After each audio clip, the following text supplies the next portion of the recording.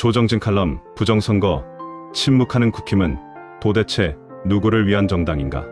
국제사회가 문제 삼는데도 묵묵부답. 야당 아닌 야당에 국민은 더 지친다. 음모론자, 프레임이 그렇게 두려운가? 기득권의 일부로 전락한 행보로 의심. 6월 26일 현지 시간 미국 워싱턴 DC 내셔널 프레스클럽에서 열린 국제선거감시단 IMT의 기자회견은 충격 그 자체였다. 이들은 한국의 6월 3일 대선을 조직적 부정선거로 단정하고 UN 안전보장이사회와 국제형사재판소 ICC에 제소하겠다고 밝혔다. 투표지 훼손 개표기, 조작선거관리 위법 의혹 등 정황과 증거를 제시하며 국제사회의 엄중한 대응을 촉구했다. 그런데 그 직후부터 이상한 장면이 연출되고 있다. 부정선거의 가장 큰 피해자이며 정치적 당사자인 국민의힘은 철저히 침묵하고 있는 것이다. 아니, 침묵을 넘어 모른 채 하고 있다고 해도 과언이 아니다. 마치 부정선거라는 말만 나오면 자동으로 혀를 씹어 삼키는 듯하다. 이는 단순한 정치적 태만이 아니라 야당으로서의 정체성 자체를 포기한 처사다. 부정선거 앞에 침묵하는 정당 국민의힘은 왜 겁을 먹었나? 국민의힘의 이 같은 저자세는 어제 오늘 일이 아니다.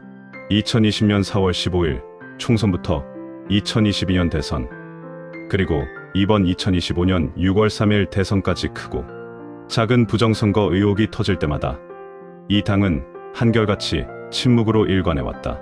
자신들의 후보가 패배한 선거에서조차 공정성 문제 제기를 주저하고 외부 감시기관의 발표조차 나 몰라라 하는 태도는 납득하기 어렵다. 이유는 여러 가지일 수 있다. 첫째, 문제 제기를 하다 역풍을 맞을까 두려운 것이다. 음모론자, 프레임을 씌우는 여론과 언론의 공격에 질려 스스로 입을 닫아버린 것이다. 그러나 두려움은 명분이 될 수 없다. 정당이 국민을 대변하는 조직이라면 불이익을 감수하고서라도 진실을 밝힐 책무가 있다. 둘째, 정권에 대한 실질적 투쟁 의지가 부족한 것이다.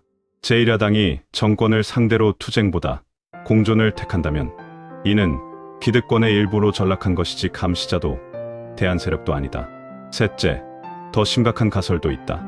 당 내부에도 부정선거 구조의 일부 관여했거나 그에 암묵적 동의한 인사들이 존재하는 것 아니냐는 의심이다. 그렇지 않고서야 이렇게 철저히 일관되게 침묵할 수는 없다.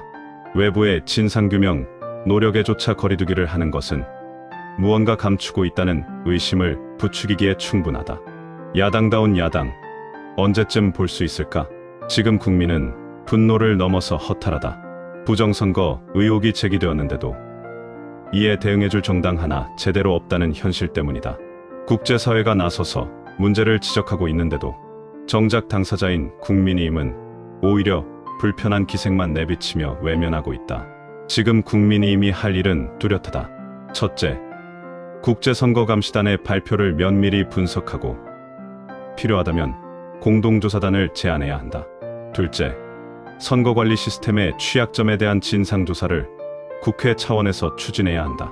셋째, 정치적 손익을 따지기보다 민주주의의 근간을 지키겠다는 원칙으로 나서야 한다. 야당이 먼저 나서 진실을 밝히지 않는다면 결국 그 자리는 시민들이 채울 것이다. 그러면 정당 정치는 더욱 무기력해지고 제도 정치는 무너질 수밖에 없다. 지금처럼 국민의힘이 알아서 기는 자세를 반복한다면 그 당의 존재 이유 자체가 사라질 날도 멀지 않았다. 끝으로 묻는다. 국민의힘은 도대체 누구를 위해 존재하는 정당인가? 정권의 부당함을 비판하지 못하는 야당은 단지 권력의 들러리에 불과하다. 그럴 바엔 존재하지 않는 편이 낫다. 민주주의는 선거의 공정성에서 시작된다. 부정선거 의혹 앞에 침묵하는 야당은 민주주의의 배신자이며 역사의 심판을 면치 못할 것이다. 조정진 언론인 박사.